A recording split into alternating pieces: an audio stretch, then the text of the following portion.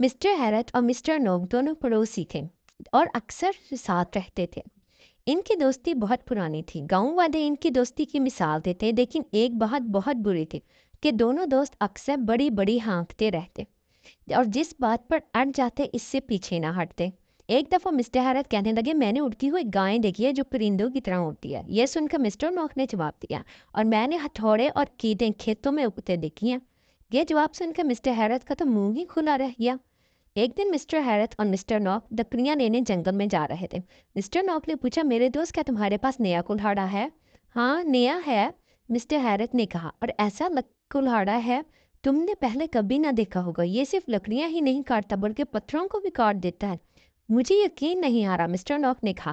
پھر بھی میرے کلہاڑے کا جواب نہیں، اگرچہ پرانا ہے لیکن تم نے سنا ہوگا کہ اولڈ از گولڈ ہے۔ کوئی میرے کلہاڑے کا مقابلہ نہیں کر سکتا، صرف ایک مرتبہ سان پر رگڑنے کی ضرورت ہے، پھر تم چاہو تو اس سے اپنی شیو بنا۔ اس سن کر مسٹر ہیرت کہنے لگے، مجھے اپنے کلہاڑے کو چمکانے کے لیے سان کی ضرورت نہیں، بلکہ ایسا کرنے کے لیے صرف میری ایک پھونک ہی کافی ہے، اور پھر میری ضرب بڑے سے بڑے درخت کو نیچے گرانے کے لیے کافی ہے۔ یہ سن کر مسٹر نوک بھلا کہاں پیچھے رہنے والے تھے، اپنی کلہاڑی کے دستے کو مضبوطی سے پکڑ کر بولے، مجھے صرف کلہاڑے کو ہوا میں لہرانے کی ضرورت ہے، بڑے بڑے درخت خود بخود زمین پر گر جاتے۔ مسٹر ہیرت نے کہا، اچھا ایسی بات ہے تو ذرا اس سیب کے درخت کو تو کاٹ کر دکھاؤ۔ مسٹر نوک نے جواب دیا، یہ کون سی مشکل بات ہے، لو ابھی دیکھ لو۔ یہ کہہ کر جو ہی انہوں نے کلہاڑا ہوا میں اور لہرانے کے لیے اٹھایا، ان کی کنپٹی پہ ایک زوردار مکہ پڑا اور مسٹر نوک اچھل کر دور جا گر۔ مسٹر ہیرت، یہ کیا بدتمیزی ہے، وہ درد سے چلائی، یہ میری بدتمیزی نہیں ہے، یہ میری بدتمیزی نہیں ہے مسٹر نوک، میں ایسی حرکت کبھی نہیں کر سکتا۔ مسٹر ہیرت بولے۔ اب جو مسٹر نوک نے دیکھا کہ باغ کے مالی مزید پٹائی کرنے کے لیے آگے بڑھ رہا ہے، پھر تو آپ سمجھ ہی سکتے ہیں کہ دونوں گپی دوست وہاں سے کس طرح رفو چکر ہو گئے۔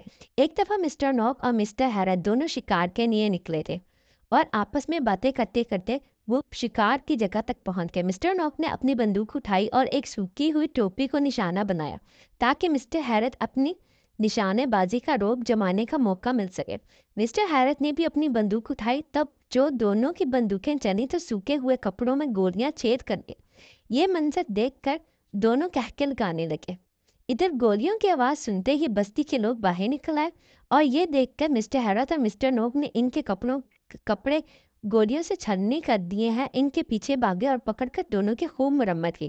اس کے بعد کئی روز تک دونوں کی ہمت نہ پڑی، گپی دوست وہ کہاں سے باز آنے والے تھے۔ انہی دنوں خدا کا کرنا ایسا ہوا کہ مسٹر نوک کی جھونپڑی کو لالٹین کی وجہ سے آگ لگ گئی اور پھیلتے پھیلتے مسٹر ہیرت کے سٹور روم تک چلی گئی۔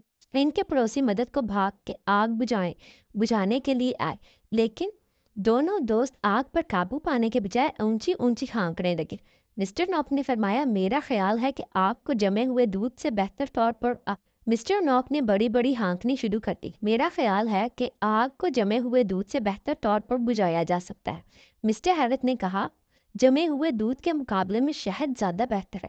اس وقت جو آگ لگی ہوئی ہے اس پر اگر دھڑم سے شہد پھینک دیا جائے تو آگ فوراً بجھ جائے گی۔ ابھی وہ دونوں باتیں کر ہی ان کے گھر کی چھت سمک زمین پر آ گئی۔ مسٹر ہیرت اور مسٹر نوک پر چھت کا سایہ بھی نہ رہا۔ یہ دیکھ کر دونوں کو احساس ہوا کہ کتنا بھاری نقصان ہو گیا ہے۔ دونوں ایک دوسرے کے گلے لگ کر ٹھاڑے مار مار کر رونے لگے۔ اس دن کے بعد سے اب تک مسٹر ہیرت اور مسٹر نوک بے گھر ہیں۔ دونوں نے خاموشی اختیار کر لی ہے، اب پڑوسی بھی امن و سکون میں ہے۔ تو پیارے بچوں، اس کہانی سے ہمیں یہ سبق ملتا ہے کہ ہماری جتنی چادر ہے ہمیں صرف اتنے ہی پاؤں پھیلانے چاہیے۔ ہمیں دوسروں کے سامنے خود کو اچھا پریٹینڈ کرنے کے لیے بڑی بڑی باتیں نہیں کرنی چاہیے۔ ہمیں صرف لوگوں سے وہی بیان کرنا چاہیے جو اصل میں ہم ہوتے ہیں، اس سے ہمارا ہی فائدہ ہوتا ہے۔ Don't forget to like, share and subscribe my channel because your support encourages me to make more amazing videos for you. Thank you. 宝贝，我们干一杯，这是你最爱的黑糖。